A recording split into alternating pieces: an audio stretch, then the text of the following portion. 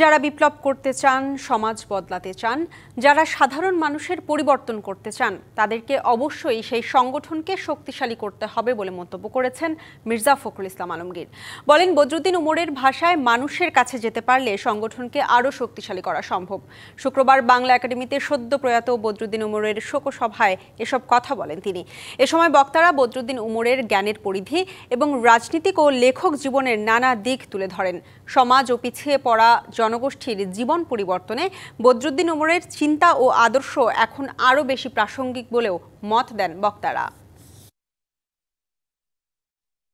বদরুদ্দীন উমর সাহেবরা সবসময় জানবেন না, যারা আজীবন তাদের যে আদর্শ, তাদের যে যুদ্ধ, তাদের যে সংগ্রাম তারা করে গেছেন জীবনের শেষ দিন পর্যন্ত।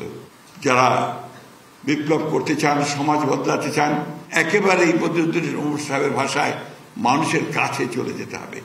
বদরুদ্দীন উমরের বৈশিষ্ট্য ছিল এইখানে যে সেই তার অর্জিত জ্ঞানকে তিনি ব্যক্তিগত সম্পত্তি হিসেবে ব্যবহার করেননি, তাকে তিনি ছড়িয়ে দিতে চেয়েছেন সমাজের মধ্যে, লেখার মধ্য দিয়ে, রাজনৈতিক আন্দোলনের মধ্য দিয়ে।